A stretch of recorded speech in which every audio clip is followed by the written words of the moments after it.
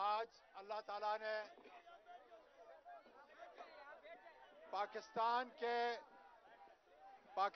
के बच्चे बच्चे के दिल में अल्लाह ताला ने आपकी मोहब्बत जो है वो जागर कर दी है।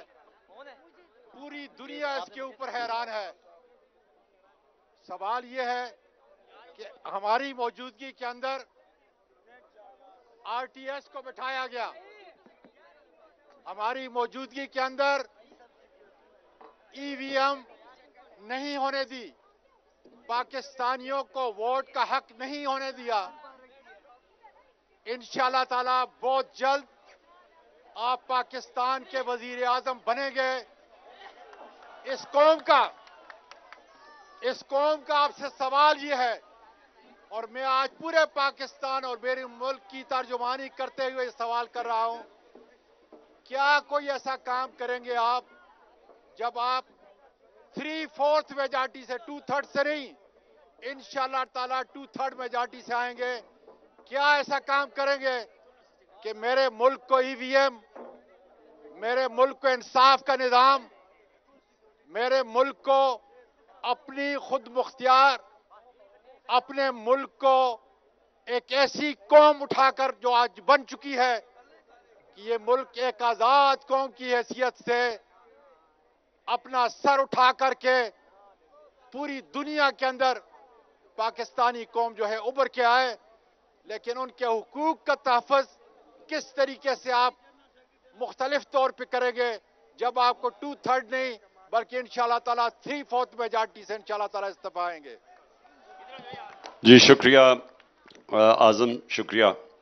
देखें, आप सब जितने यहाँ बैठे हुए हैं और मेरे कारकुन तहरीक इंसाफ के, एक चीज सब ने समझ लेनी है। देखें, कौमों की जिंदगी ऐसी होती है जिस तरह इंसान की जिंदगी होती है। इंसान अगर वो सही रास्ते पे चल पड़े तो उसकी जिंदगी बेहतर हो जाती है। जो आप नमाज में मांगते हैं कि अल्लाह उस रास्ते पे लगा जिनको नेमतें बख्शी।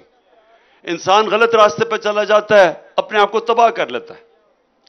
तो दुनिया की तारीख अगर आप उठा के देखें तो कौमें भी ऊपर जाती हैं और फिर नीचे आ जाती हैं, और अगर कौमें अपनी इस्लाह कर दें वो फिर ऊपर आ जाती हैं। अल्लाह कुरान में कहता है कि मेरी जमीन पे निकल के देखो कितनी कौमें मैंने तबाह की जो मेरे हुक्म पे नहीं चली। सो आपने एक चीज समझनी है, और यह मेरा तजर्बा 3.5 साल हुकूमत में रह के भी है, और ये मैंने जो दुनिया की सारी स्टडी की है, सारी दुनिया में मेरा अल्लाह ने मुझे मौका दिया है। देखें, एक चीज याद रखें कि कौम वो खुशहाल होती है जिधर अदल और इंसाफ होता है। ये सारी अब दुनिया की कौमें देख लें जो गरीब हैं, और सारी कौमें देख लें जो अमीर हैं, एक ही चीज फर्क होगी, गरीब कौमों में जंगल का कानून होगा, अमीर कौमों के अंदर अदल और इंसाफ होगा। इसीलिए नबी सल्लल्लाहु अलैहि वसल्लम ने पहली चीज मदीना की रियासत में अदल और इंसाफ कायम किया था। कानून के सामने सब एक बराबर। मेरी बेटी भी अगर जुर्म करेगी उसको सजा मिलेगी, वो कानून के ऊपर कोई नहीं है। एनआरओ किसी को नहीं मिल सकता। और फिर वो कौमें तबाह हो जाती हैं जिधर ताकतवर चोरी करे तो उसको पकड़े ना और छोटे चोर को जेलों में डाले, वो कौम तबाह हो जाती है। ये उन्होंने 1500 साल पहले कह दिया था।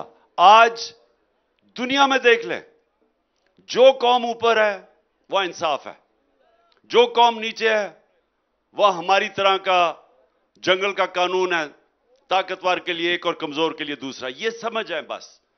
तो हमें, जो मैं 3.5 साल पावर में रहा, मैं ये नहीं कर सका क्योंकि ताकत जनरल बाजवा के पास थी, गवर्नमेंट मेरी थी। जब तक वो काम करूं जो उसको रोकना नहीं चाहता था वो हो जाता था। कोरोना के अंदर हमने बड़े जबरदस्त काम किए क्योंकि सारा मुल्क मुत्तफिक था। पाकिस्तान दुनिया में 3 उन मुल्कों में से था जिसने सबसे बेहतरीन कोरोना जैसा वबा को, पाकिस्तान दुनिया मानती थी कि वो मुल्क है जिसने सबसे बेहतरीन तरीके से उसका मुकाबला किया। लेकिन जिधर इंसाफ कायम करना था वो जनरल बाजवा चोरी को बुरा समझता ही नहीं था, वो करप्शन को बुरा ही नहीं समझता था। वो इन सब के साथ ये जो बड़े बड़े लोग जो एनआरओ लिए हैं, ये इनकी हिमायत करता था। उसने हमें इंसाफ नहीं कायम करने दिया। तो इसलिए जो आजम आप बात कर रहे हैं कि इंशाल्लाह अगर अल्लाह मौका देगा तो सबसे, अगर पाकिस्तान को इस दलदल से निकालना है तो सबसे पहले कानून की हुक्मरानी कायम करें। ये आजकल हालात ये हैं कि सुप्रीम कोर्ट का फैसला हुकूमत नहीं मानती, तो दुनिया में किसने पाकिस्तान में आके पैसा खर्च इन्वेस्ट करना है, सरमायाकारी करनी है?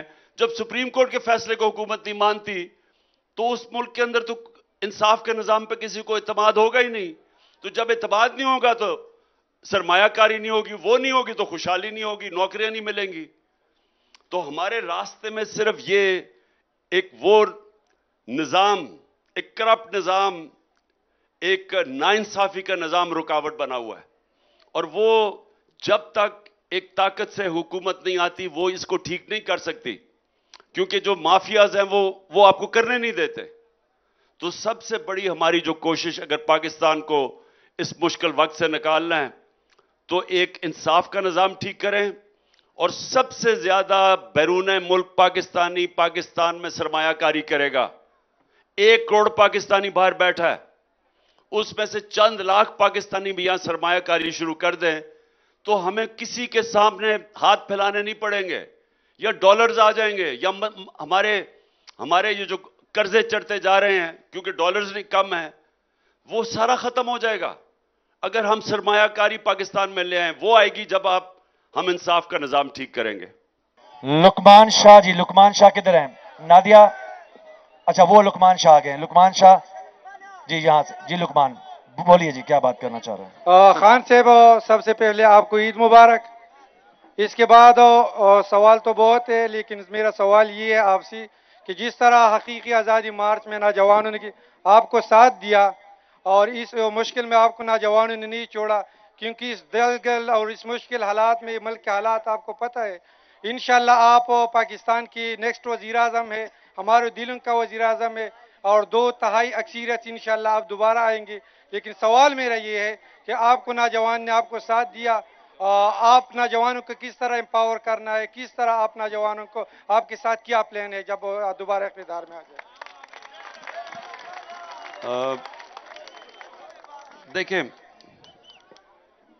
नौजवान पाकिस्तानी, चाहे बूढ़े, बच्चे, ख्वातीन, किसान हो या मजदूर हो, वो क्या चाहता है पाकिस्तान में? वो क्यों पाकिस्तान से बाहर जाना चाहता है? सवाल आप सबसे पहले ये पूछें कि ये इस वक्त कोई 9 लाख पाकिस्तानी पढ़े लिखे प्रोफेशनल्स मुल्क छोड़ के बाहर चले गए हैं पिछले चंद महीने में। क्यों गए हैं? क्या कोई बाहर जिधर गए हैं वहां लोग पैसे तो नहीं बांट रहे? तो क्यों मुल्क से बाहर गए? तो ये आपने समझना है कि देखें, जो मुल्क तरक्की करते हैं ना, उसकी वजह यह है कि उन मुल्कों के अंदर एक निजाम ऐसा होता है जिधर जो जाएगा मेहनत करेगा उसको मेहनत का फल मिलता है। वो निजाम इंसानों को लेवल प्लेइंग फील्ड देते हैं। लेवल प्लेइंग फील्ड का मतलब यह कि हर इंसान को मौका ऊपर जाने का। अमेरिका के अंदर लोग जाते थे तो वो एक लफ्ज इस्तेमाल करते थे, द अमेरिकन ड्रीम। अमेरिकनों की ख्वाब वो क्या थी? वो ये थी कि उन दिनों में जब वो यूरोप से आते थे अमेरिका, तो वहां यूरोप में इस तरह का मौका नहीं था मेहनत करके ऊपर जाने का, लेकिन अमेरिका में था। अमेरिका में उन्होंने सिस्टम ऐसे बना दिया कि जो मेहनत करता था वो ऊपर आ सकता था। तो जो इस वक्त हमें सबको, नौजवानों को, क्यों नौजवान वीजा कटा के बाहर जाते हैं, क्यों बाहर के मुल्क नौकरियां ढूंढने जाते हैं? क्योंकि पाकिस्तान में एक निजाम ऐसा बन गया है कि जहां आप मेहनत भी करें तो आप आगे नहीं बढ़ सकते। एक निजाम ऐसा है कि यहां सरमायाकारी नहीं होती। सरमायाकारी नहीं होगी तो नौकरियां नहीं मिलती। जिस मुल्क में सरमायाकारी होती है उधर नौकरियां मिलती हैं, उधर खुशहाली आती है, उस मुल्क में अमीर होता है, उसमें दौलत के अंदर इजाफा होता है। तो वो होता कैसे है? वो होता ऐसे है कि अगर मैं सरमायाकार हूं तो मैं उधर पैसा लगाऊंगा, अपनी उधर सरमायाकारी करूंगा जिधर मुझे इत्मीनान होगा कि मैं अगर सरमायाकारी करता हूं तो इधर से मुझे पैसा वापस आएगा। सरमायाकारी कोई खैरात के लिए नहीं करता। सरमायाकारी मैं पैसे बनाऊं, मैं फिर पैसे को अगर लगाता हूं किसी प्रोजेक्ट के ऊपर तो मैं ये उम्मीद रखता हूं कि मुझे पैसा मिलेगा उसमें से। तो अगर वो निजाम उस मुल्क का ऐसा हो कि मैं सरमायाकारी करूं और उधर से आगे कोई रिश्वत मांगे, कभी हुकूमत चेंज हो जाए तो टैक्स सिस्टम बदल जाए, हमें यही नहीं पता, और रुपया गिरना शुरू हो जाए तो वो आदमी सोचे कि मैं अगर अपना डॉलर चेंज करके रुपए में लगाऊंगा तो मुझे तो इतना नफा ही नहीं है, मैं डॉलर में ही रख लूं पैसा। तो ये समझें कि क्या वजह है कि पाकिस्तान के अंदर सरमायाकारी नहीं हो रही। क्या वजह है कि 1 करोड़ पाकिस्तानी बाहर बैठा हुआ है, वो दुबई में जाके पैसे लगा देता है, वो सरमायाकारी उधर करेगा, मलेशिया चला जाएगा, कहीं बांग्लादेश चले गए, लेकिन पाकिस्तान में नहीं पैसा खर्च कर रहे। और दूसरी बात, जो यहां के अमीर अमीर लोग हैं, जो यहां के पॉलिटिशियंस हैं, कई जनरल्स, वो पैसा पाकिस्तान से बाहर ले जाते हैं। ये जो इस वक्त लंदन में नवाज शरीफ बैठा हुआ है, अरबों रुपए इसका पाकिस्तान से पैसा बाहर ले गया, 3 दफा वजीर आजम है, जरदारी के अरबों रुपए की प्रॉपर्टीज बाहर हैं। तो जब आपके मुल्क की अशरफिया, आपके मुल्क की साहिब इक्तदार, जब वो मुल्क से पैसा बाहर ले जाते हैं तो बाहर से लोग पैसा क्यों पाकिस्तान में लेके आए? ये हमारा सबसे बड़ा मसला है। जो निजाम ऐसा बन चुका है कि लोग अपना पैसा पाकिस्तान में खर्च नहीं करना चाहते, यहां से पैसा बाहर चला जाता है। तो जो मुल्क तरक्की करता है, अब दुबई में क्यों खुशहाली है? पाकिस्तान के लोग जाके दुबई में फैक्ट्रियां लगा रहे हैं, दुकानें खोल रहे हैं, पाकिस्तान में क्यों नहीं खोलते? क्यों मलेशिया जाके दुकानें फैक्ट्रियां खोल रहे हैं, पाकिस्तान में नहीं खोलते?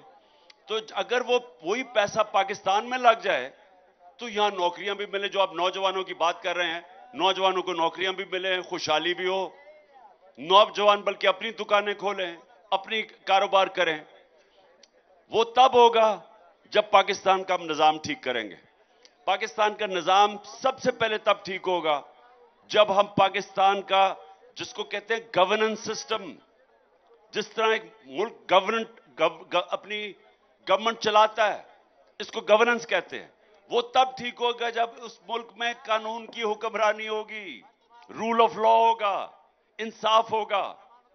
तो जिस तरह मर्जी आप देख लें, जब तक पाकिस्तान में हम कानून की हुक्मरानी नहीं लेके आते, यहां खुशहाली नहीं आएगी। आपको एक मिसाल देता हूं, जो दुनिया के अंदर सबसे ज्यादा जिधर इंसाफ है, जिसको कहते हैं रूल ऑफ लॉ इंडेक्स, जो नंबर 1 मुल्क है वो है डेनमार्क, और 140 मुल्कों में वो नंबर 1 है। पाकिस्तान 140 मुल्कों में 129 नंबर पे है, यानी हम सिर्फ 11 नंबर पीछे हैं वो मुल्क जिधर सबसे कम इंसाफ है। तो वो सोच लें कि हम हैं 129 पे, डेनमार्क है 1 नंबर पे। अब ये सुने, पाकिस्तान के अंदर औसत आमदनी क्या है? $1,600। हमारी औसत आमदनी पाकिस्तान में $1,600 है। डेनमार्क जो नंबर 1 पे है, उसकी औसत आमदनी 68,000